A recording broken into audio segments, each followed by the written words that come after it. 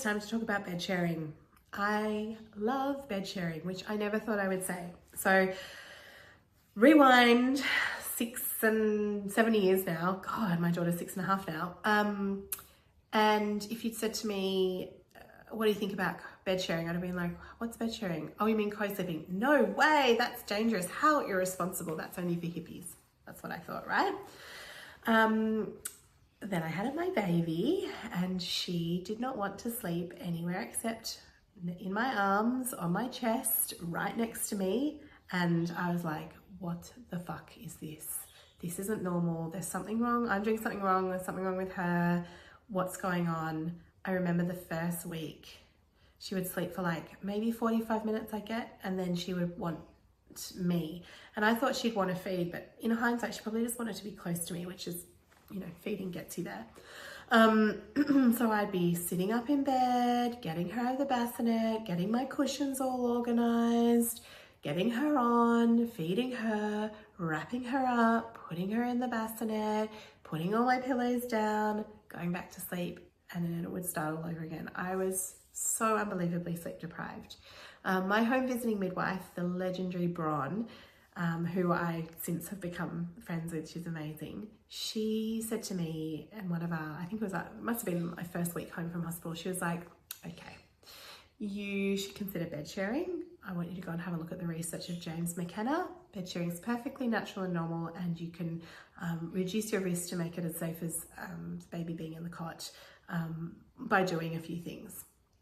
So I was like, okay, what is this bed sharing thing? And I did look into the research, and I was heartened to see that, yeah, it is really safe if you're doing certain things to minimize risk. But I still was like, no, I'm not really comfortable with it. We bought a new bassinet, one that like swang into the bed so she could be closer to me. Not good enough. I tried everything until one night I woke up and Michael was saying to me, what are you doing? I was sitting up in bed and I was like rocking this baby, except I went, where's the baby? There was no baby in there. She was asleep in the bassinet. I was so sleep deprived, I was hallucinating. And I went, okay, this is, nope, that's a real red flag. I think this is about a month in. And that night I read up properly on how to bed share safely, which I'll share with you in a minute. And I started bed sharing with Margot, and I never looked back. Bed sharing saved my sanity. I don't say that lightly. And it helped me feel really well rested. Once I started bed sharing, I didn't feel sleep deprived. There were nights when, you know, I had a teething baby or she was sick, or, you know, there were nights like that. But for the general kind of run-of-the-mill night where you're waking to feed, never again did I feel sleep deprived, which is amazing. And part of it's just because you're not really waking up. Like you're, instead of sitting yourself up and turning the light on, like once they're big enough to kind of latch without help, like at the start you might need to have, you know, the light on, but basically they're in bed with you.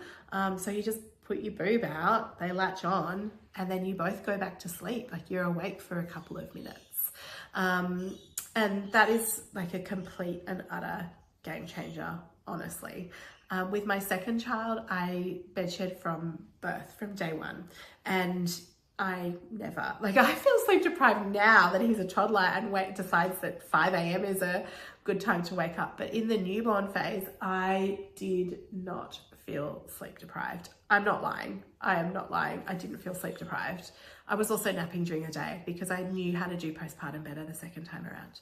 But bed sharing is the biggest game changer. If you're not quite comfortable with the idea, I totally get it. As I said, like neither was I.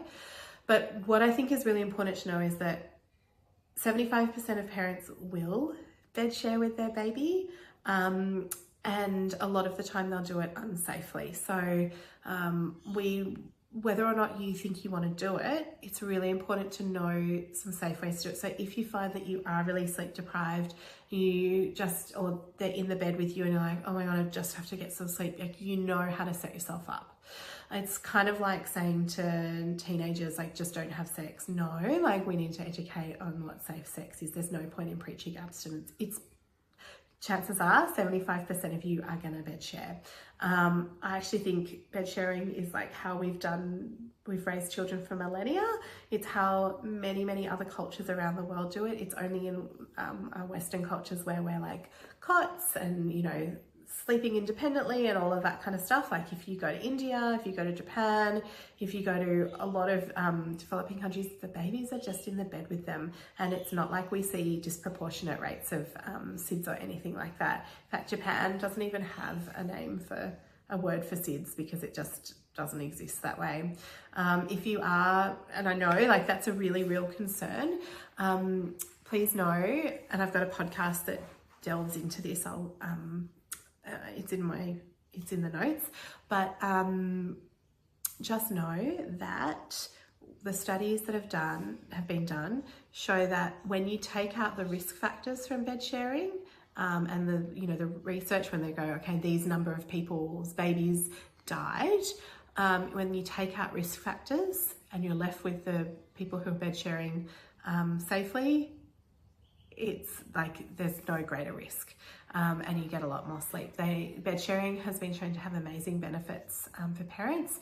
Red Nose has this information, so they're now proponents of educating for safe bed sharing. One of them is enhanced maternal sleep. In other words, mums get more sleep. Like, I hope you're sold, because I'm sold just on that. Better breastfeeding rates. So, you know, those are kind of big deals. I just want to run through how to bed share safely. I'm going to be going off my notes because I don't want to miss one, because this is important. This is all in your workbook.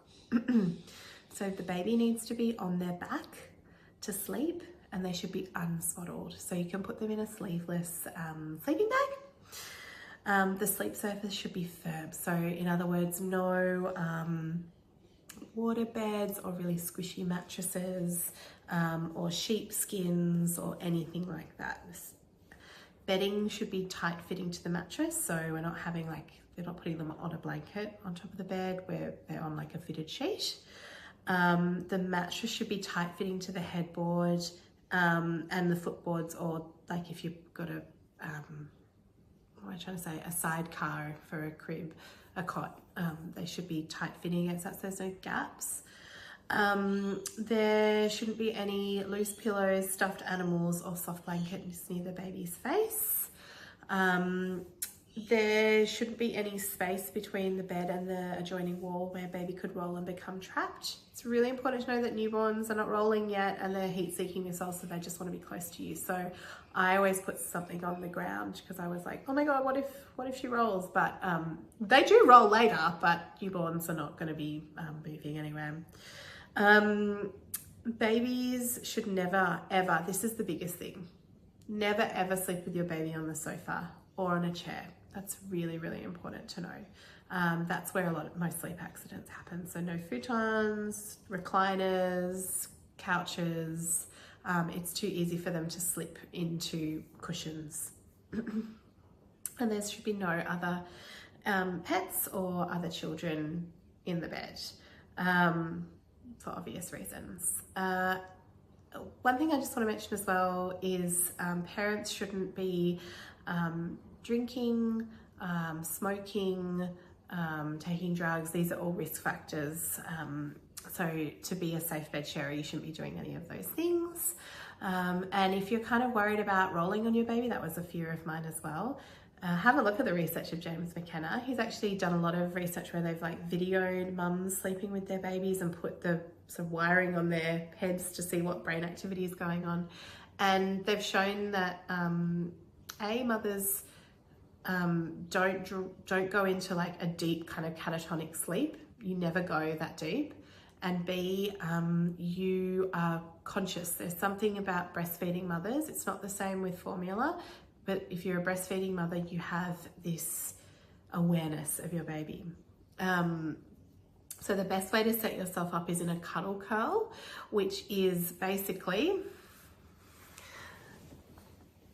I'm gonna put a picture in the notes so you can see better. But imagine I'm on my side, my pillow is behind my head.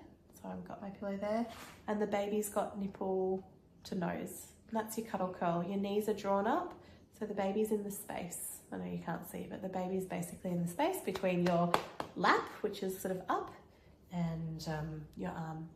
And you won't roll in that position. There's evidence for that. So if you're looking at in another video, you'll have seen the side lying feed position. That's basically the safe co-sleeping position as well. So that's bed sharing. Give it a chance, honestly. It is really, really helpful for postpartum. Oh, one more thing. I was going to say, if you're not comfortable doing it overnight, which I get, I started saying that, give it a go for naps. If you've got someone who's visiting or, a partner and you want to be like supervised, do it for a nap and have the person sit and read a book while, you're sleeping, so they can kind of keep an eye on you if, you are worried about rolling. It won't happen, but I know that you kind of sometimes need to ease your way into it. And I think that's a really good way of doing it.